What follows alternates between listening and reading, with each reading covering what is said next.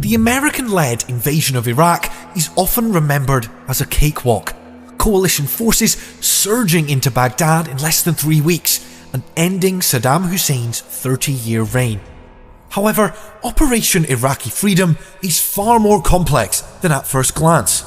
In this video, we'll cover the true story of the invasion, the Iraqi strategy that took the coalition completely by surprise, the helicopter attack that ended in disaster, and the desperate Iraqi counterattack that almost overran American infantry. All that, as well as the ominous beginnings of insurgency and civil war. This is the 2003 invasion of Iraq.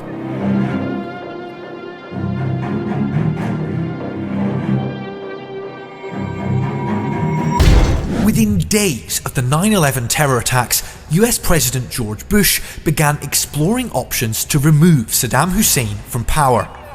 For a more thorough explanation of why, you can watch our previous video, but the main argument for war relied on Iraqi weapons of mass destruction.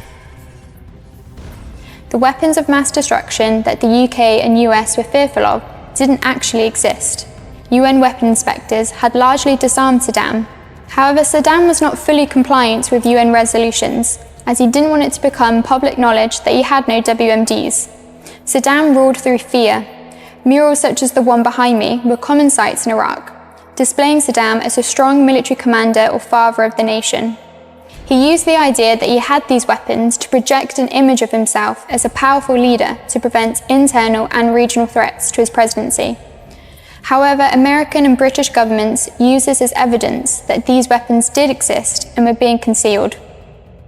On the 5th of February 2003, US Secretary of State Colin Powell gave evidence before the UN, claiming that Iraq was hiding its WMDs and supporting terror networks.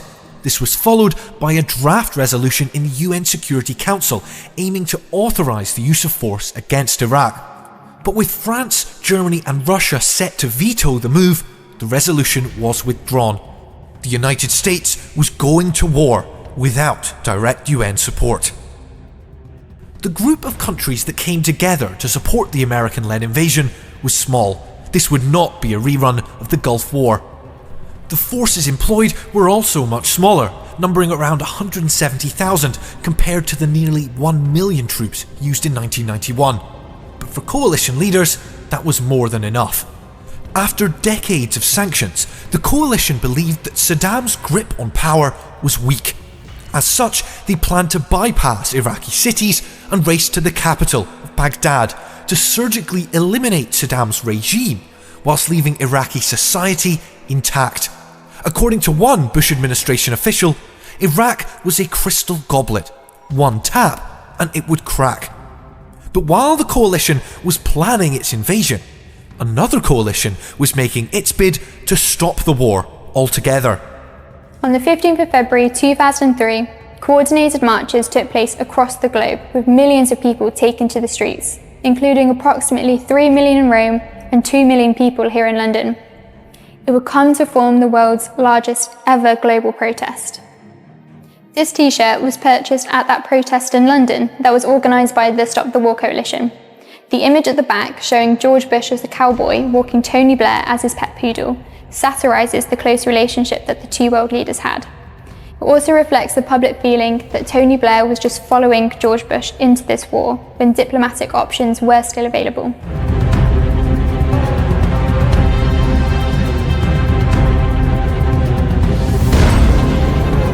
Neither side was adequately prepared for the coming conflict.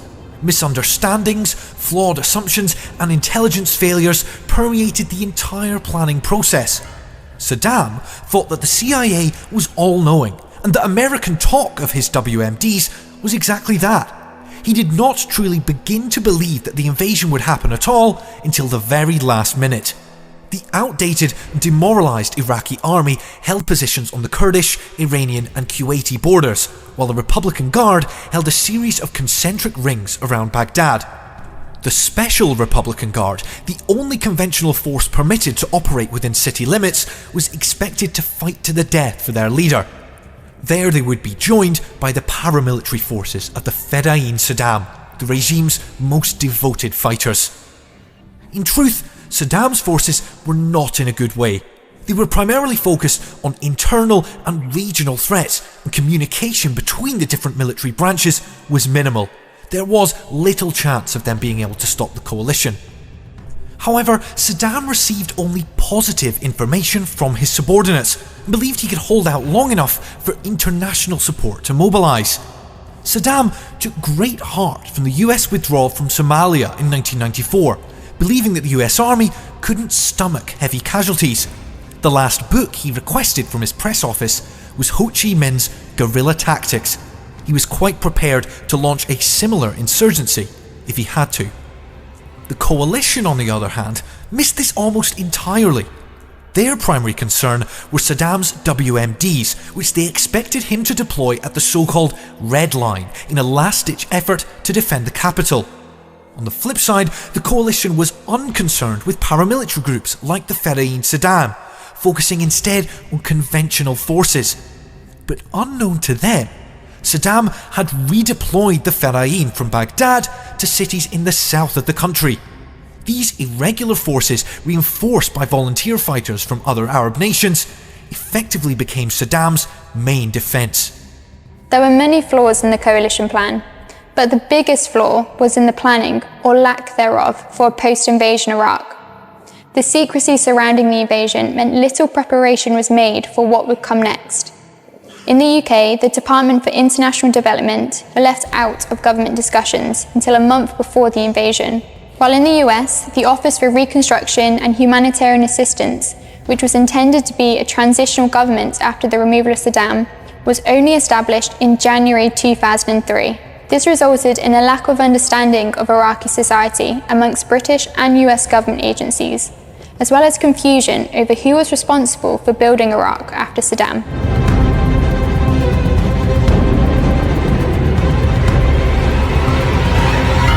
On the 19th of March 2003, the Iraq War began. However, coalition aircraft had already been engaged in Iraq for some time. Since the end of the First Gulf War, coalition aircraft had enforced no-fly zones over northern and southern Iraq, keeping the Iraqi Air Force away from Kurdish and Shia areas. But from mid-2002, the coalition went on the offensive. During a secret operation codenamed Southern Focus, coalition aircraft aimed to degrade Iraqi air defences and, if possible, even goad Saddam into attacking them. As a result, the coalition would have air superiority from the off. On the 19th of March, two F-117s bombed the Dora Farms complex outside of Baghdad after intelligence reports claimed that Saddam was visiting there. However, the airstrikes missed the compound and resulted in a civilian being killed. And it turned out that Saddam wasn't there, with some reports stating that he hadn't visited the compound since 1995. Iraqi forces were expecting a large air campaign, similar to Operation Desert Storm in 1991. However, United States Central Command adopted a shock and awe strategy. This aimed to display an overpowering military force through a simultaneous air and ground force campaign that they hoped would destroy Iraqi morale and their will to fight. On the 20th of March, airstrikes were heard in Baghdad, as key sites were targeted by US forces aimed to eliminate the Iraqi leadership.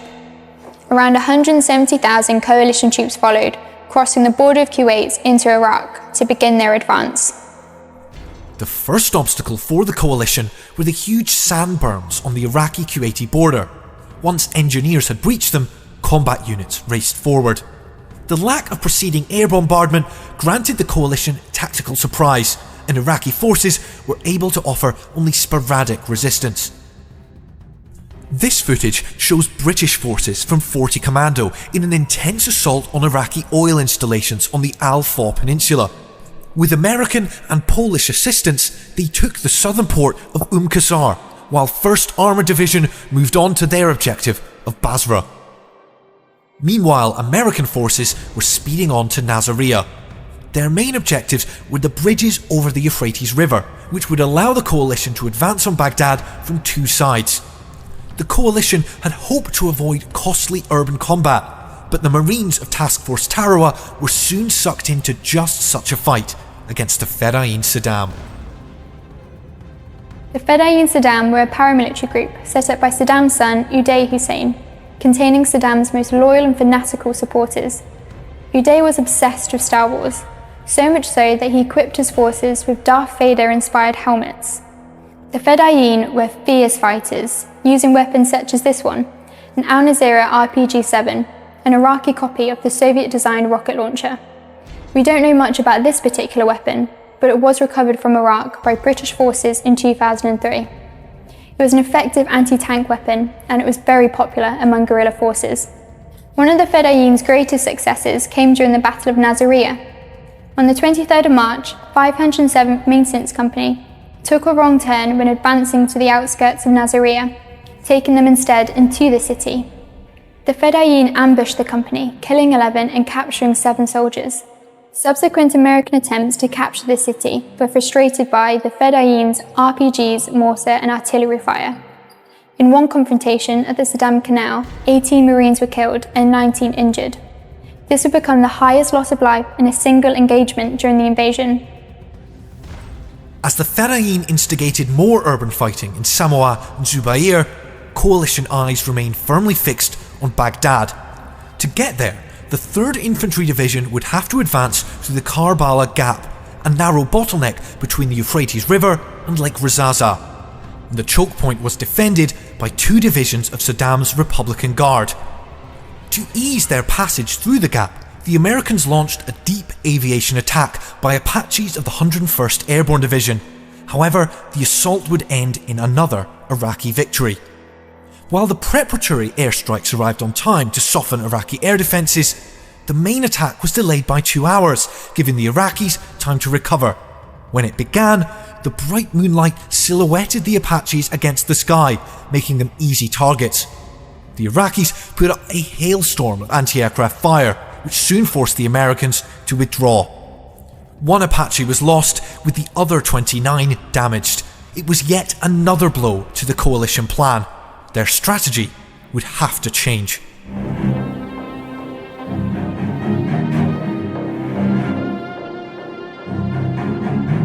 The ambush of the 507th Maintenance Company, the urban fighting in the southern cities, and the failure of the deep aviation attack provided a stark wake-up call for the coalition. Luckily, on the 24th of March, the so-called mother of all sandstorms rolled into the area and halted major combat operations. This gave the coalition time to adjust. They now decided to deploy their operational reserve to secure their vulnerable supply lines. When the sandstorm came to an end on March 27th, the handover began. A reinforced Task Force Tarawa began to clear Nasiriyah, securing the city and the prisoners from the 507th Maintenance Company a few days later. Further west, the 101st Airborne took over in Najaf, and a brigade of the 82nd Airborne began to clear Samoa. Soon, 3rd Infantry Division was ready to move on the Karbala Gap.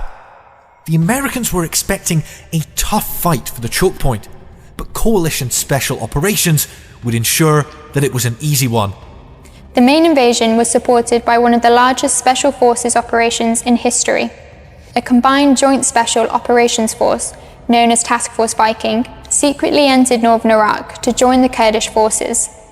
Together, they formed the northern front of the invasion to prevent the Iraqi army from moving against coalition forces in the south.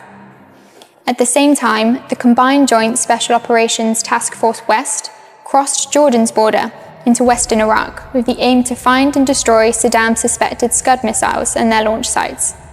A task that they wouldn't be able to complete, as these had largely been destroyed after the Gulf War ended in 1991. These operations kept Saddam guessing as to where the coalition's main effort was coming from.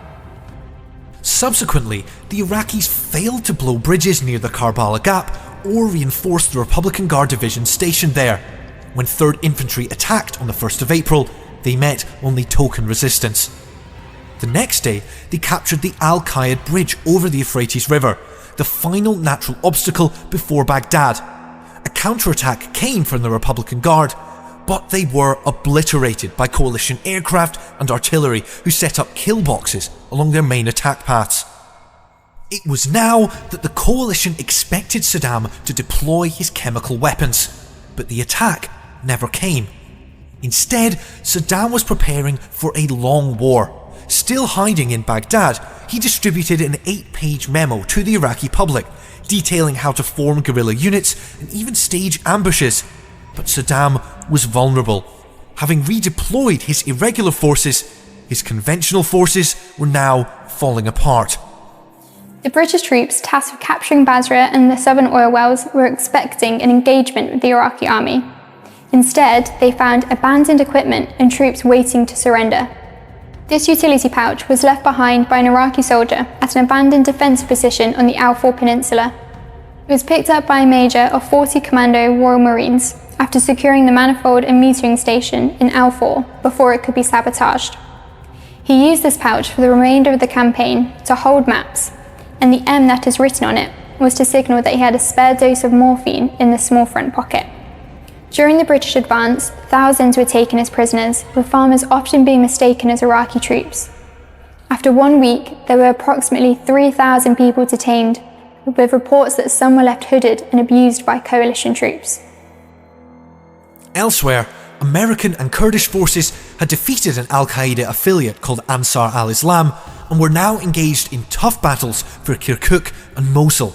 In the west, a small detachment of US Rangers was holding on by their fingernails to the Haditha Dam after repeated Iraqi counterattacks. And finally, in the south, the British had Basra surrounded. On the 27th of March, an Iraqi tank squadron made a breakout attempt, resulting in the largest tank battle of the war, but their T-55s were outranged by the British challengers and 14 tanks were destroyed. By the 6th of April, British reconnaissance raids were meeting little or no resistance in the city. The British then launched an all-out assault from 3 sides, and by the morning of April 7th, Basra had fallen. At exactly the same time, the Americans began to move on Baghdad.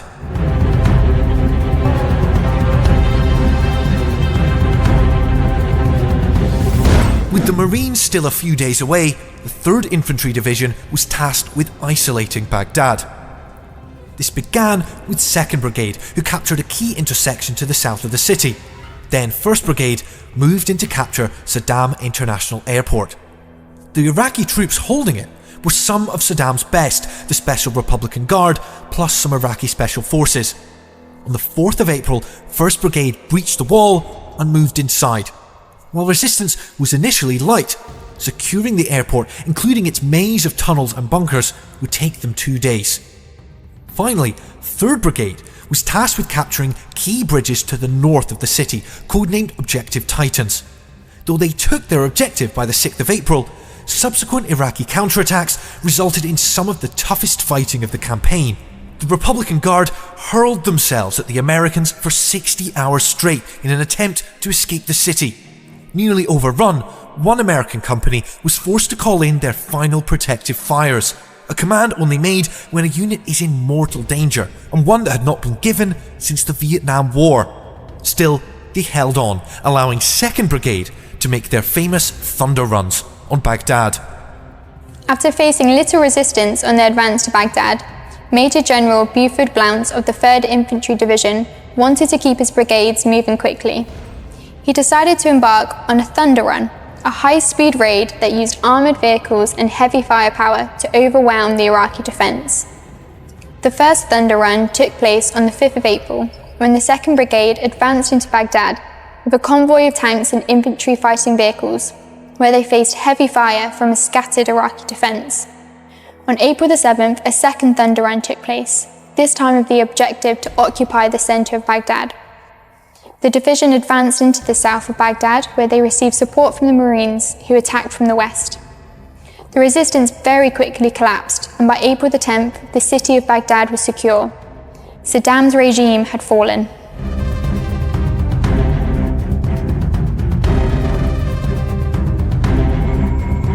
Saddam made his last public appearance in Baghdad on the 9th of April, before disappearing. While an insurgency would soon materialise in Iraq, Saddam would not be its figurehead. He would eventually be captured in December 2003. With the collapse of the regime, Iraqi units largely melted away back into the population. However, there were still large parts of the country where the coalition was yet to step foot. Over the following weeks, combat operations continued against pockets of Iraqi military and paramilitary forces. First Kirkuk, then Mosul, and finally Tikrit, Saddam's hometown, fell to the coalition. This apparent victory was achieved well ahead of schedule, taking just over a month. The cost for the coalition was also lower than expected, with approximately 172 dead. Iraqi losses are almost impossible to calculate due to the rapid disintegration of their units, but probably number at least 10,000. The number of civilian casualties was also tragically high, with approximately 7,400 killed during the invasion. This tally was only set to rise over the following years.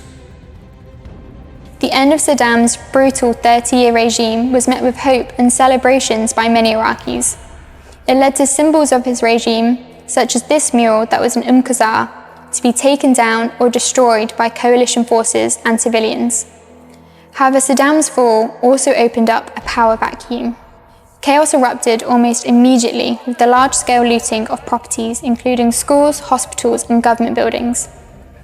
Coalition troops on the ground were given no instructions about if and how they should intervene to stop the looting. Brigadier Graham Binns of the 7th Armoured Brigade, who had control of Basra City, concluded that the best way to stop the looting was just to get to a point where there was nothing left to loot. The destruction of Iraq's public infrastructure stirred resentment over the coalition's ineffectiveness to improve the lives of Iraqi civilians that they had promised. This paved the way for the insurgency that would soon follow. On the 1st of May 2003, George Bush stood in front of a mission accomplished banner whilst giving a televised speech on the USS Abraham Lincoln aircraft carrier. Bush effectively announced that the Iraq War was over, but insurgency was brewing, and with disastrous policies soon to be introduced, the Iraq War was entering a new stage that would prove to be catastrophic.